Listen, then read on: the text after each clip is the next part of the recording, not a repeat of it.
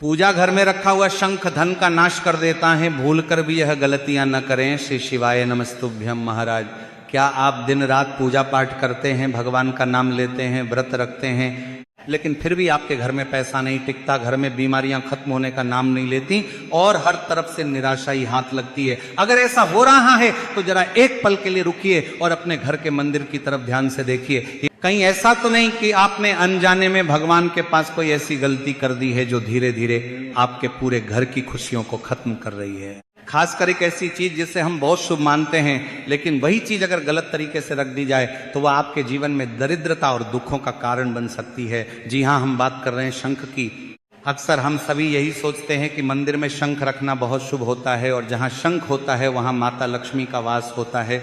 लेकिन क्या आपने कभी ये सोचा है कि हर शंख शुभ नहीं होता और कुछ शंख ऐसे भी होते हैं जो आपके घर की शांति को छीन सकते हैं? आज हम इसी रहस्य को समझने की कोशिश करेंगे और जानेंगे कि शंख इतना शक्तिशाली क्यों माना जाता है और कैसे एक छोटी सी गलती आपके पूरे परिवार पर भारी पड़ सकती है। तो महाराज, सबसे पहले यह समझते हैं कि शंख को इतना पवित्र क्यों माना गया है। हमारे धर्म ग्रंथों के अनुसार जब देवताओं और दानवों ने मिलकर समुद्र मंथन किया था तब उसमें से कई अनमोल रत्न निकले थे और उन्हीं में से एक था शंख, और उसी समुद्र मंथन से माता लक्ष्मी भी प्रकट हुई थी। यही कारण है कि शंख को माता लक्ष्मी से जुड़ा हुआ माना जाता है और कहा जाता है कि जहाँ शंख होता है वहाँ सकारात्मक ऊर्जा अपने आप आने लगती है, घर में सुख समृद्धि बढ़ती है और नकारात्मक शक्तियाँ दूर रहती हैं। लेकिन यहीं पर सबसे बड़ी गलती हो जाती है, क्योंकि हम ये मान लेते हैं कि कोई भी शंख लाकर मंदिर में रख देना ही काफ़ी है, और हम ये नहीं समझते कि शंख भी अलग अलग प्रकार के होते हैं और हर शंख का प्रभाव अलग होता है। कुछ शंख बहुत पवित्र होते हैं, जबकि कुछ ऐसे भी होते हैं जिन्हें घर में रखना सही नहीं माना जाता, और अगर गलत शंख आपके घर में आ गया तो वह धीरे धीरे आपके घर की सकारात्मक ऊर्जा को कम करने लगता है और आपको इसका पता भी नहीं चलता है। तो महाराज, इसके संपूर्ण जानकारी के लिए वीडियो में अंत बने रहें, और यदि आपको यह जानकारी उचित लगे तो वीडियो को लाइक करें, चैनल को सब्सक्राइब करें और कमेंट बॉक्स में ओम नमः शिवाय या हर हर महादेव जरूर लिखें। तो महाराज, सबसे पहले बात करते हैं उस पहली गलती की जो बहुत से लोग करते हैं, जो कि हैं शंख की सही पहचान न होना। आजकल बाजार में कई तरह के शंख मिलते हैं, लेकिन हर शंख का उपयोग एक जैसा नहीं होता। मुख्य रूप से शंख दो प्रकार के होते हैं, एक वह जिसे बजाया जाता है और दूसरा वह जिसे सिर्फ पूजा में रखा जाता है। जो शंख हम बजाते हैं वह ध्वनि उत्पन्न करने के लिए होता है, और जो विशेष प्रकार का शंख होता है उसे पूजा में रखा जाता है और उसे बजाया नहीं जाता है। अब गलती यह होती है कि लोग एक ही शंख को हर काम के लिए इस्तेमाल करने लगते हैं, उसी को बजाते भी हैं और उसी से भगवान को जल भी चढ़ाते हैं। यह सही नहीं माना जाता, क्योंकि जिस शंख को हम मुंह से लगाकर बजाते हैं वह शुद्ध नहीं माना जाता और उसे भगवान के अभिषेक के लिए उपयोग नहीं करना चाहिए। अगर हम ऐसा करते हैं तो यह पूजा की शुद्धता को प्रभावित करता है और इसका असर धीरे धीरे हमारे जीवन पर पड़ता है। इसलिए हमेशा ध्यान रखना चाहिए कि बजाने वाला शंख अलग हो और पूजा में उपयोग होने वाला शंख अलग हो। इसी के साथ महाराज, कई बार हमारे घर के मंदिर में रखा शंख थोड़ा सा टूट जाता है या उसमें हल्की सी दरार आ जाती है, लेकिन हम उसे नज़रअंदाज कर देते हैं और उसी तरह भगवान के पास रखते हैं। तो महाराज, ये एक बहुत बड़ी भूल मानी जाती है, क्योंकि किसी भी पूजा की वस्तु अगर खंडित हो जाए तो उसे मंदिर में नहीं रखना चाहिए, खासकर शंख, क्योंकि ये बहुत संवेदनशील और ऊर्जावान वस्तु माना जाता है। महाराज, टूटा हुआ शंख घर की सकारात्मक ऊर्जा को कम करता है और धीरे धीरे घर में कलह बढ़ने लगती है। छोटी छोटी बातों पर झगड़े होने लगते हैं और मन में अशांति रहने लगती है। ऐसा भी कहा जाता है कि खंडित शंख घर में दरार पैदा करता है, यानी रिश्तों में दूरी आने लगती है और परिवार के लोगों के बीच मनमुटाव बढ़ सकता है।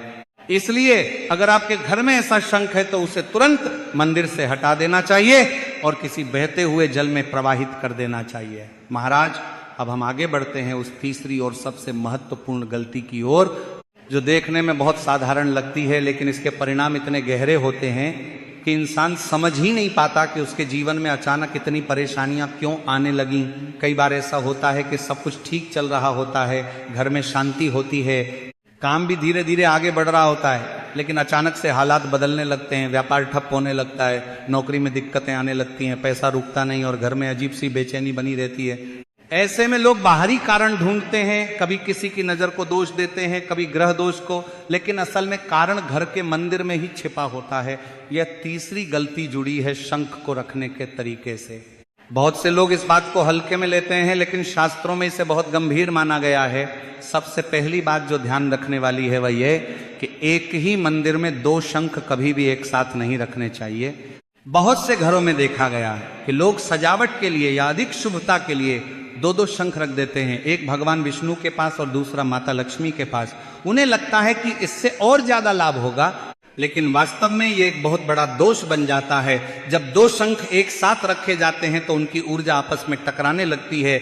ये टकराव धीरे धीरे पूरे घर के वातावरण को प्रभावित करता है। घर में बिना कारण तनाव बढ़ने लगता है, छोटी छोटी बातों पर बहस होने लगती है, मन में एक अजीब सी घबराहट रहती है और रात में भी चैन की नींद नहीं आती है। इसलिए अगर आपके घर में दो शंख हैं तो उनमें से एक को मंदिर से हटा देना चाहिए। आप उसे किसी लाल कपड़े में बांधकर अपनी तिजोरी में रख सकते हैं या किसी पवित्र स्थान पर सुरक्षित रख सकते हैं, लेकिन दोनों को एक साथ मंदिर में रखना सही नहीं माना जाता है। अब महाराज इसी के साथ ही एक और बड़ी गलती होती है और वो है शंख को खाली रखना या उल्टा रखना। बहुत से लोग शंख को केवल सजावट की चीज समझकर मंदिर में रख देते हैं, लेकिन शास्त्रों के अनुसार शंख को कभी भी खाली नहीं रखना चाहिए। खासकर जो पूजा वाला शंख होता है उसे हमेशा जल से भरा हुआ रखना चाहिए, क्योंकि शंख में भरा हुआ जल सकारात्मक ऊर्जा का प्रतीक माना जाता है। जब शंख खाली होता है तो वह घर में खालीपन लाता है। ये धीरे धीरे धन की कमी का कारण बन सकता है, घर की तिजोरी पर असर पड़ता है और अन्न के भंडार में भी कमी आने लगती है। इसीलिए महाराज ये बहुत जरूरी है कि शंख को हमेशा सही तरीके से रखा जाए। पूजा के समय उस शंख के जल को पूरे घर में छिड़कना चाहिए। ऐसा करने से घर की नकारात्मक ऊर्जा दूर होती है और वातावरण शुद्ध होता है। यह जल एक तरह से सुरक्षा कवच की तरह काम करता है, जो घर को बुरी नजर और नकारात्मक प्रभावों से बचाता है। अब महाराज एक और महत्वपूर्ण बात जो बहुत कम लोग जानते हैं वो है शंख की दिशा। शंख को कैसे रखा जाए ये भी बहुत जरूरी है। शंख का जो खुला हुआ हिस्सा होता है उसे हमेशा ऊपर की तरफ होना चाहिए और उसका नुकीला भाग अपनी ओर रखना चाहिए। बहुत से लोग इसे उल्टा रख देते हैं या भगवान की ओर कर देते हैं, लेकिन यह सही नहीं माना जाता है। ऐसा कहा जाता है कि शंख से निकलने वाली ऊर्जा बहुत तेज होती है और अगर उसे गलत दिशा में रखा जाए तो वह घर के सदस्यों के मन और व्यवहार पर नकारात्मक प्रभाव डाल सकती है। इसीलिए शंख को हमेशा सही दिशा में ही स्थापित करना चाहिए। इसी के साथ महाराज शंख को कभी भी सीधे जमीन पर नहीं रखना चाहिए, उसका एक विशेष स्थान होना चाहिए। आप उसे तांबे, पीतल या चांदी के छोटे से स्टैंड पर रख सकते हैं या फिर साफ लाल या सफेद कपड़े पर स्थापित कर सकते हैं। इससे उसकी पवित्रता बनी रहती है और उसकी ऊर्जा सही तरीके से काम करती है। शंख को हमेशा साफ रखना भी बहुत जरूरी है। समय समय पर उसे गंगा जल से धोना चाहिए और पूजा के समय उसे तिलक लगाना चाहिए। ये सब छोटे छोटे नियम हैं, लेकिन इनका प्रभाव बहुत बड़ा होता है। इसी के साथ अक्सर हम देखते हैं कि कुछ लोग बहुत कम मेहनत करते हैं, फिर भी उनके घर में सब कुछ अच्छा चलता रहता है, जबकि कुछ लोग बहुत मेहनत करते हैं लेकिन फिर भी उन्हें सफलता नहीं मिलती। इसका कारण कई बार ऐसी ही छोटी छोटी बातें होती हैं जिन्हें हम नज़रअंदाज कर देते हैं। जब घर का वातावरण सकारात्मक होता है तो काम अपने आप बनने लगते हैं, लेकिन जब वातावरण में नकारात्मकता बढ़ जाती है तो हर काम में रुकावट आने लगती है। इसलिए महाराज जरूरी है कि हम अपने घर के मंदिर को सही तरीके से व्यवस्थित रखें, वहाँ रखी हर वस्तु की शुद्धता और स्थिति पर ध्यान दें। खासकर शंख जैसी शक्तिशाली वस्तु के साथ कोई भी लापरवाही न करें। अगर आपने अब तक इन बातों पर ध्यान नहीं दिया है तो आज ही अपने मंदिर की जांच करें और देखें कि कहीं आपने भी तो ये गलतियां नहीं की हैं। अगर हाँ तो उन्हें तुरंत सुधारें और सच्चे मन से भगवान का ध्यान करें। आप खुद महसूस करेंगे कि धीरे धीरे आपके घर का माहौल बदलने लगेगा और जीवन में सकारात्मकता आने लगेगी। अब महाराज एक और महत्वपूर्ण बात समझिए। क्या आपने कभी सोचा है कि भगवान शिव की पूजा में शंख का उपयोग क्यों नहीं किया जाता और क्यों शिव जी को शंख से जल नहीं चढ़ाया जाता? इसके पीछे एक प्राचीन कथा बताई जाती है जिसमें कहा जाता है कि बहुत समय पहले शंखचूड़ नाम का एक असुर था जो बहुत शक्तिशाली था और उसने कठोर तपस्या करके ब्रह्मा जी से वरदान प्राप्त किया था। उसकी पत्नी तुलसी बहुत ही पतिव्रता स्त्री थी और उसके सतीत्व के कारण शंखचूड़ और भी शक्तिशाली हो गया था। धीरे धीरे उसने तीनों लोकों में आतंक फैलाना शुरू कर दिया और देवता भी उससे डरने लगे। अंत में सभी देवता भगवान शिव की शरण में गए और भगवान शिव ने उसका वध किया। कहा जाता है कि उसके शरीर के अवशेषों से ही शंख की उत्पत्ति हुई। क्योंकि शंखचूड़ भगवान विष्णु का भक्त था इसलिए शंख भगवान विष्णु को प्रिय है, लेकिन क्योंकि उसका वध भगवान शिव ने किया था इसलिए शिव पूजा में शंख का उपयोग नहीं किया जाता है। वध भगवान को प्रिय है, इसीलिए अगर कोई व्यक्ति शंख से शिवजी को जल चढ़ाता है तो इसे शास्त्रों में उचित नहीं माना गया है और यह पूजा की शुद्धता के खिलाफ माना जाता है। अब महाराज समय है ये जानने का कि आखिर शंख का सही उपयोग क्या है, उसे कैसे रखा जाए, कैसे पूजा की जाए और किन नियमों का पालन करने से वही शंख हमारे जीवन में सुख, शांति और समृद्धि का द्वार खोल सकता है।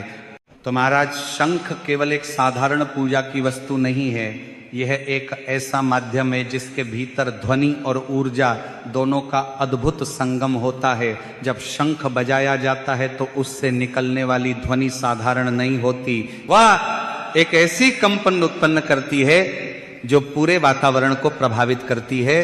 कहा जाता है कि शंख की ध्वनि में ओम का स्वर छिपा होता है और ओम को पूरे ब्रह्मांड की मूल ध्वनि माना गया है। कहा जाता है कि यही कारण है कि जब शंखनाद होता है तो घर का वातावरण तुरंत बदलने लगता है, मन शांत होने लगता है और एक अलग ही सकारात्मक ऊर्जा का अनुभव होता है। लेकिन यह प्रभाव तभी होता है जब शंख शुद्ध हो, सही हो और उसे सही समय पर और सही तरीके से बजाया जाए।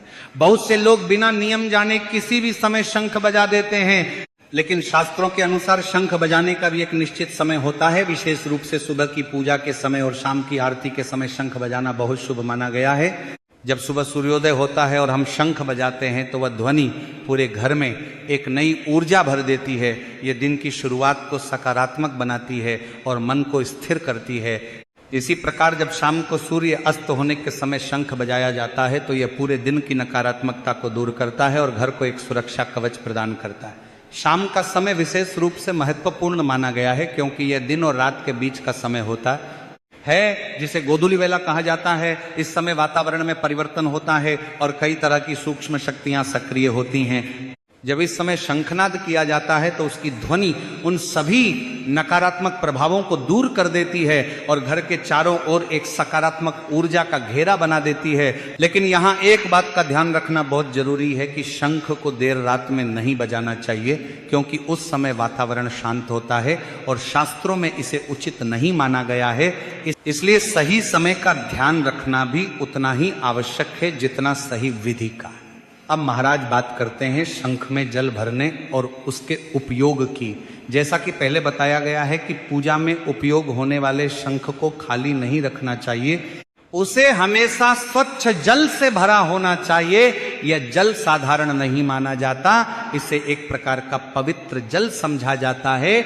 जब आप सुबह पूजा करते हैं और उस शंख के जल को पूरे घर में छिड़कते हैं तो वह जल घर के हर कोने को शुद्ध करता है। ऐसा माना जाता है कि इससे नकारात्मक ऊर्जा, बुरी नजर और किसी भी प्रकार की अशुद्धि दूर हो जाती है। ये एक तरह से घर की रक्षा करता है और वातावरण को पवित्र बनाए रखता है। लेकिन इस प्रक्रिया में भी एक बात का ध्यान रखना जरूरी है कि जिस शंख से आप जल छिड़क रहे हैं वह वही शंख होना चाहिए जो केवल पूजा के लिए रखा गया है, जिसे कभी मुंह से नहीं लगाया गया हो, क्योंकि शुद्धता का विशेष महत्व होता है। अगर शंख की शुद्धता बनी रहेगी तभी उसका प्रभाव भी सही तरीके से दिखाई देगा। इसके साथ ही उस जल को रोज बदलना भी आवश्यक है, बासी जल का उपयोग नहीं करना चाहिए। इसी के साथ महाराज शंख को समय समय पर साफ करना भी जरूरी है। उसे गंगा जल से धोना, हल्का सा तिलक लगाना और भगवान के सामने श्रद्धा से रखना, ये सब छोटी छोटी बातें हैं लेकिन इनका बहुत बड़ा महत्व होता है। जब आप इन नियमों का पालन करते हैं तो शंख धीरे धीरे आपके घर में सकारात्मक ऊर्जा का केंद्र बन जाता है और इसका प्रभाव आपके जीवन के हर क्षेत्र में दिखाई देने लगता है। तो यदि आपको ये जानकारी उचित लगी हो तो वीडियो को लाइक करें, चैनल को सब्सक्राइब करें और कमेंट बॉक्स में ओम नमः शिवाय या हर हर महादेव